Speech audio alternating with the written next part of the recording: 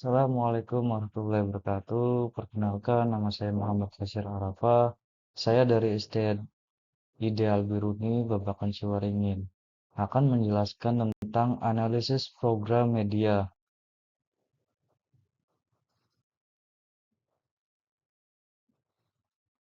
Yang pertama itu adalah tentang tujuan pembelajaran.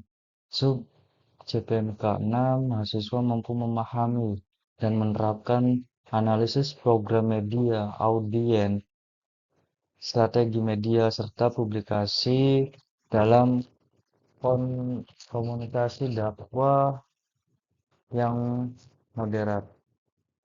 Pertama itu tujuan pertama itu memahami proses analisis kebutuhan audien dalam perencanaan program media dakwah yang inklusif dan relevan bagi masyarakat.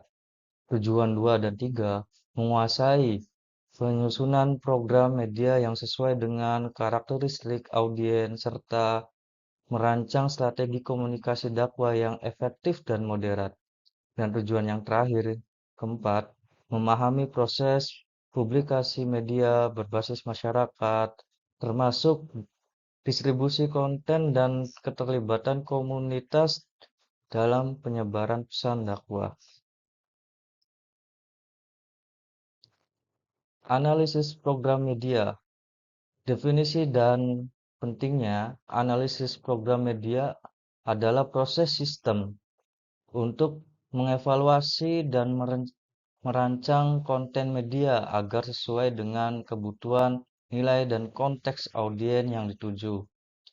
Moderasi agama dalam program media, program dakwah yang moderat, menghindari konten provokatif, menyajikan pesan inklusif, dan menghargai perbedaan, mendorong toleransi antara umat dan beragama. Analisis program media ini menjadi dasar utama dalam merancang konten yang tepat sasaran sesuai program dengan kebutuhan audiens, memastikan pesan tersampaikan secara efektif dan relevan. Contohnya, moderasi agama, menyesuaikan program dakwah agar inklusif, menghargai keberagaman, dan mendorong kerukunan antara umat beragama dalam setiap konten yang dipublikasikan. Contoh moderasi agama dalam analisis program media. Penerapan ini, moderasi agama dalam analisis program media bertujuan menghadirkan konten dakwah yang inklusif, menyejukkan, dan mendorong kerukunan antara beragama. Hindari konten provokatif. Analisis program media memastikan konten tidak memicu perpecahan pesan yang eksekutif atau menyudutkan kelompok tertentu. Dihindari demi menjaga harmoni sosial dan persatuan umat. Dakwah yang menyejukkan. Program dakwah dirancang untuk menyampaikan pesan yang damai dan toleran. Konten mendorong sikap saling menghormati antara umat beragama serta memperkuat nilai kebersamaan. Konten kerukunan umat. Contoh kasus program siaran dakwah yang mengangkat tema kerukunan antara beragama, menampilkan dialog lintas iman dan kisah inspirasi tentang toleransi di masyarakat majemuk. Analisis audiens, memahami siapa yang kita sasar, mengidentifikasi karakter, demografi, usia, jenis kelamin, lokasi, dan psikolog. Nilai minat gaya hidup audiens untuk merancang pesan yang tepat sasaran dan efektif. Relevansi dan modernisasi pesan me- menyesuaikan pesan agar relevansi dengan kebutuhan audiens yang beragam, memahami keberagaman latar belakang, keagamaan, dan budaya audiens untuk menghindari stereotip serta menyampaikan dakwah yang inklusif. Moderasi agama dalam analisis audiens yang beragam. Audiens terdiri dari berbagai latar belakang keagamaan, budaya, dan sosial. Program yang dirancang harus inklusif dan menghormati setiap perbedaan agar pesan dakwah dapat diterima secara luas. Studi kasus penyiaran, program penyiaran yang mengakomodasi keagamaan pendengaran terbukti lebih efektif. Contoh, siaran dakwah yang menampilkan narasumber lintas budaya, menghindarkan konten menyudut kelompok tertentu. Nah, strategi medianya. Merancang strategi media yang efektif merupakan langkah krusial dalam komunikasi dakwah. Berikut adalah langkah utama yang yang perlu diperhatikan dalam menyusun strategi media. Menentukan tujuan, menetapkan tujuan komunikasi yang jelas dan terukur. Tujuan harus spesifik, relevan dengan kebutuhan audiens, serta selaras dengan nilai modernisasi dan dakwah yang damai. Pemilihan media dan platform. Memilih media dan platform yang tepat sesuai karakter audiens, pertimbangan jangkau efektif, dan kesesuaian platform dengan pesan dakwah moderat. Penyusunan pesan persuasif. Menyusun pesan yang jelas, persuasif, dan menekankan nilai damai serta persatuan. Strategi pesan menghindari ekstreme dan mendorong toleransi antara beragama. Contoh modernisasi agama dalam strategi media menerapkan nilai. Modernisasi agama dalam menyusun strategi media bertujuan untuk membangun komunikasi dakwah yang damai, inklusif, dan memperkuat harmoni sosial di tengah keberagaman masyarakat.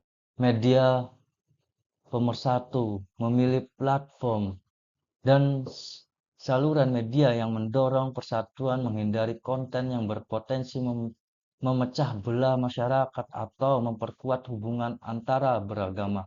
Pesan tanpa ekstrim. Menyampaikan pesan dakwah dengan bahasa yang santun, jauh dari narasi ekstrim, serta mengedepankan nilai-nilai kebersamaan, toleransi, dan saling menghormati perbedaan.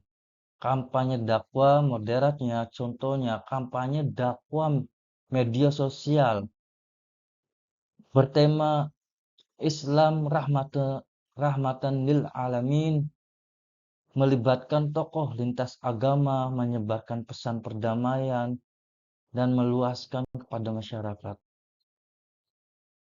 Publikasi program media, proses, dan tekniknya. Nah, tahapan publikasi meliputi perencanaan konten, produksi, distribusi melalui berbagai platform, serta evaluasi jangka dan dampak pesan kepada masyarakat. Keterlibatan komunitas berperan aktif menyebarkan pesan dakwah, melibat tokoh lintas agama, memperkuat legitimasi, dan memperluas jangkauan publikasi secara inklusif. Distribusi konten dilakukan secara bertahap. Persiapan materi, menentukan platform media sosial, radio cetak, dan lain-lain.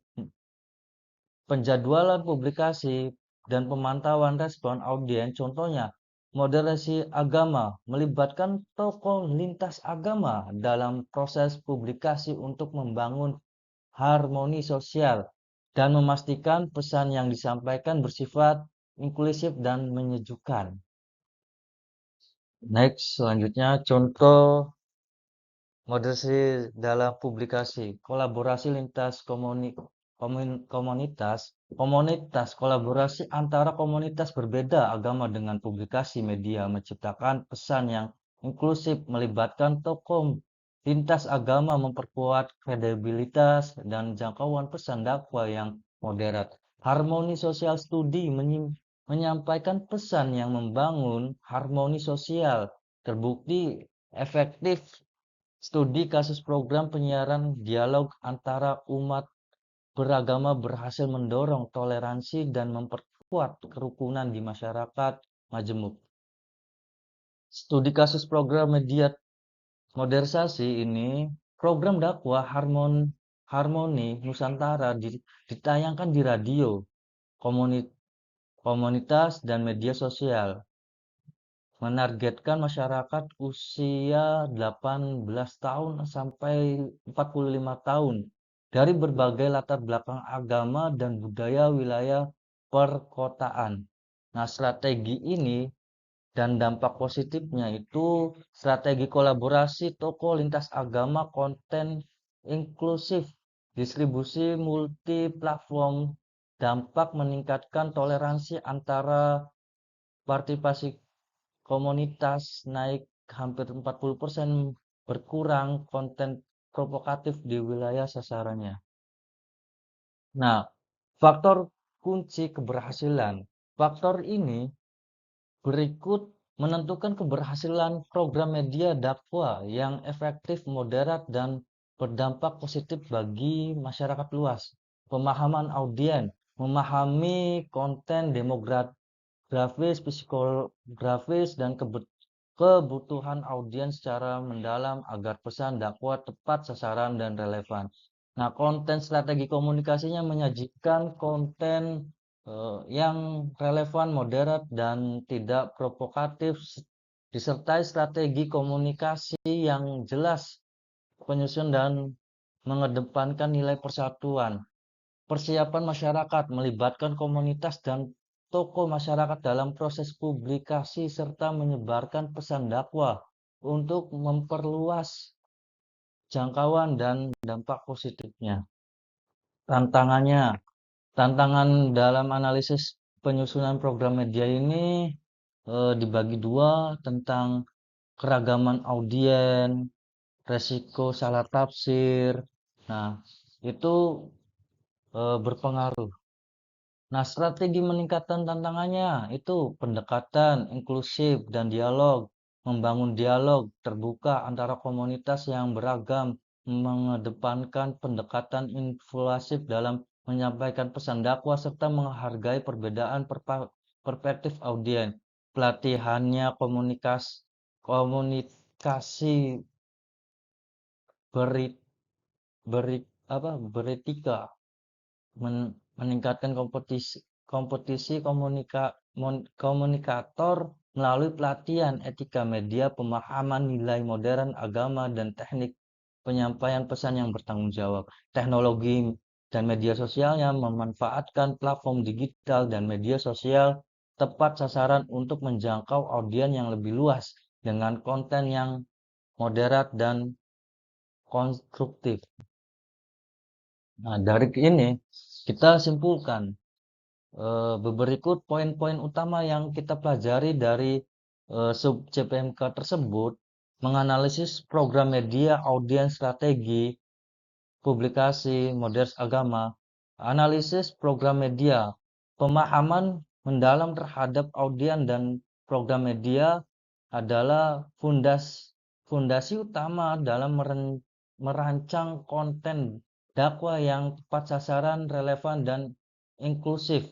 Strategi yang kedua, media dan dakwah. Strategi media efektif mencakup pemilihan platform, menyusun pesan persuasif, dan pendekatan komunikasi yang menekankan perdamaian serta persatuan umat. Yang terakhir itu modernisasi sebagai landasan utama. Nilai modernisasi agama menjadi landasan dalam setiap tahapan dari analisis penyusunan strategi hingga publikasi guna mendorong harmoni dan toleransi antara beragama. Mungkin eh, pesan yang saya bisa paparkan tentang ini, selebihnya saya mohon maaf bila ada kata-kata saya yang banyak salahnya. Wallahul muwaffiq ila aqwamit thoriq. Wassalamualaikum warahmatullahi wabarakatuh.